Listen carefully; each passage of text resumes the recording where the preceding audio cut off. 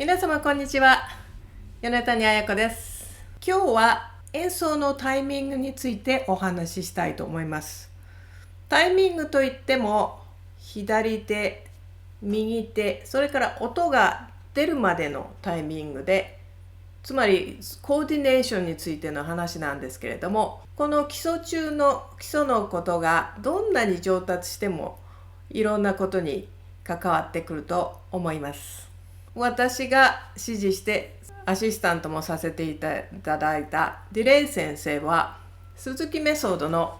鈴木真一先生を大変尊敬なさっておられました。私がジュリアードの博士に在学中にミス・バーレン先生、もうお亡くなりになられましたけど、その先生の鈴木の先生の養成の2年間のコースっていうのがあるんですけども、それを取るように先生に言われてしばらく通っていたことがあります。ただその1年目が終わったところで、私がこのセントラルフロリダのアシスタントプロフェッサーの仕事を取ったので、ニューヨークを離れて結局そのままになっていました。なんとなく途中で終わってしまったっていう感もありましたし、そんなことで10年ほど前、家のからそれほど遠くないところで夏に講習がありましたから、その鈴木の先生の養成のコースを取ることにしたんです。それのブック1、有名なキラキラ星からバッハのメニエットまで入ってる例の第1巻の教えるためのコースなんですけれども、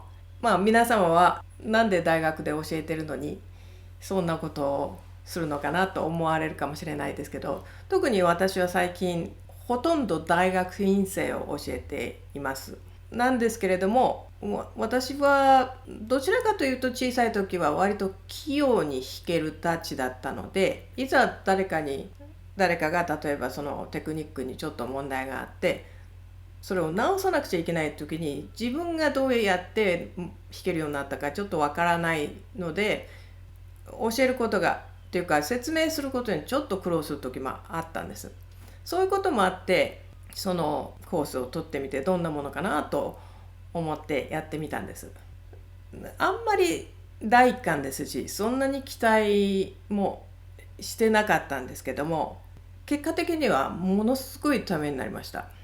すごく先生が良かったんだと思いますけど、今教えてらっしゃるかどうかちょっとわからないんですけど、キャリー・ルーニング・ヒメルという先生だったんですけど、その方は特に第一巻、その先生はどんなに子供を第一巻教えてもいろんなことに気づくから飽きることは全然ないっておっしゃってたんで、私はそんなものかなと思ってすごくびっくりしたんですけど、でも彼女の教え方を見てると、子供が身につくまで、それも楽しい、例えばゲームなんかも使って楽しいように、それで分かりやすい言葉でそれが身につくまで練習をちょっとずつさせるっていうところが素晴らしかったです。それと私自身右手の持ち方っていうか持ち方じゃないんですけど、この重心のかけ方みたいなのを少し変えたぐらいでした。この YouTube のメソッドを作ってからはあんまり変えてないので、昔に説明したことでそのままでいいと思います。その時のコースで印象に残っているのは、左手用意、右手用意、それから GO、 だからそれから出発ということを耳にタコができるほど言ってらしたんですね。ちっちゃい子の場合は手で取ってただ教えて言葉で教えるっていうよりは、手に取ってやってまっすぐ意味が通っているかとかそういうことですけども、左手が用意できて右手が用意できて、それで GO、 それをずっとおっしゃってたんですね。その用意するって言っても、そのバラバラにやるわけじゃなくて、それこそ1000分の1ミリ秒ぐらいのことを言ってるんだと思います。ほとんど同時なんですけれども、頭の中ではこの時に音が鳴ってほしいと思ってる時に用意をしてはもう遅すぎるんです。だから常に右手は左手が用意できるまで待ってあげなくちゃいけないし、それで右手もちゃんと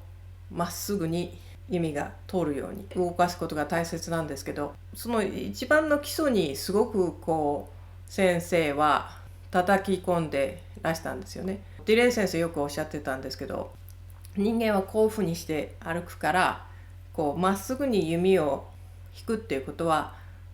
人間の本能には逆らってるわけなんですよね。だから普通に引いてしまうとどうしても弓が後ろにしてしまうということになりますから、先生が言うには、例えば有名なアーティストでコンサートツアーかなんかして帰ってきてもきちっと自分が弓が修正しなくちゃいけないっていうようなこともおっしゃってましたし、ツーカーマンも彼はすごく音階の重要性っていうのをおっしゃる方ですけれども、毎朝オーケストラとのリハーサルの前にも必ず音階を弾くって、それをしないくなってしまうとアートプレイングって彼は言ってましたけど、その技術を失ってしまうから毎日それを点検する必要があるんだっていうようなことをおっしゃってました。私は恥ずかしながらあんまりアメリカに来るまで音階っていうのは知ってましたけど、あんまりやらなくて、それで入試の時だったか試験の時だったかフックス先生がじゃあ音階を弾いてみろっていうことで私困っちゃって、ジュリアードの課題曲の中に音階すべての調で、それからコンチェルト、それからソナタとかパガニーニとか入ってるんですけど、それの一番最初のところに音階ってあったんですけど、そんなの誰も弾く人いませんし頼まれもしないんで、私はさらってもいなくて、でちょっとヒヤッとして、でディレイ先生がまあそんなこと言わないでそんなってディレイ先生が助け舟を出してくださったことがありますけども、いかにその基礎っていうのは大切だと思います。音階を弾いてる時には一番最初の音をドローンって言って分かりますか？一番通奏低音みたいに最初の音をずっと頭で聞いてて、それとオクターブとまず自分で測って、それで弾いていくんですけど、それをこの音をずっと聞いて、これを自分でイマジンすることによって、なんとなくメディテーションみたいな、そんな感じの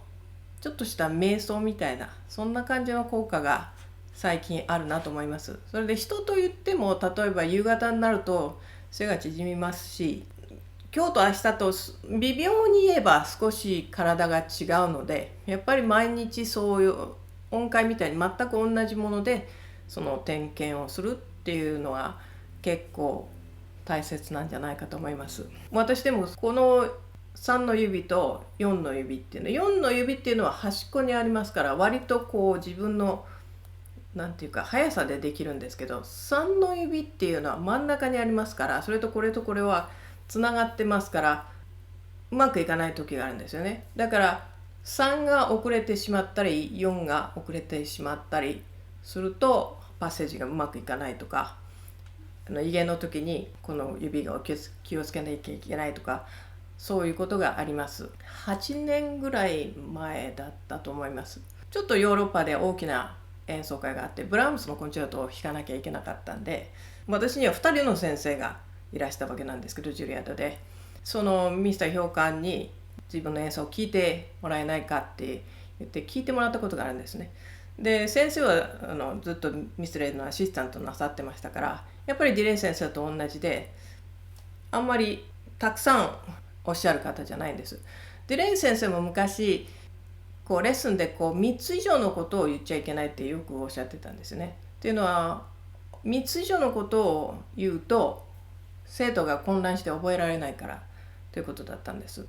時々私自身としてはちょっと3つぐらいだと物足りない時もあったんですけど、先生は割とはいハニー、今度はビブラートについてやりましょうねって大きな課題をドンと出されるみたいな感じなんですね。そのミスター・カンに弾いたブラームスのコンチェルトを弾いた時に先生が全部聞いて、でちょっと左手が遅れてる、左手と右手、左手がもうちょっと早くいってなくちゃいけないっておっしゃったんですね。でその時はなんかもっと違う感じのコメントが来るかと思ってたんで、あれっていう感じだったんですけど、後で全部そのダブルストップ和音がいっぱい、ブラームスはいっぱいありますから、そこのところ全部点検していったんですよね。こっちの方が先にいってるか、だから自分がここに出したい時に思ってる音のタイミングに自分が用意しても全然遅いですから、その前なんですけど、右手より前にこっちがいってないとちょっと雑音が入ったりする時があるんです。だからその左手ができてて右手ができてるって、それを全部点検していったら随分こう音と音との雑音がだいぶ抜けた、そんな覚えがあります。だからいくつになってもっていうか、どんなにこう上達してもちょっとここのパッセージはうまくいってないなっていう時は、例えばこっちが用意できてないのにこっちが耳でそこのタイミングに音が出たいもんだから右手でこう弾いちゃってるっていうところがある時が多いと思います。パールマンがこう自分の頭で音が聞けたら弾けるっておっしゃってましたけど、彼のビデオを見てると私が想像するよりもっと前に右手を用意してらっしゃいます。それなんでそんなことも、だから私よりずっと先にもう自分が音がこういう風になるっていうこのタイミングよりもずっと前にずっと用意してらっしゃるんだなとその時思いました。はい、今日は音を出すタイミングについてお話ししました。また次回にお目にかかりましょう。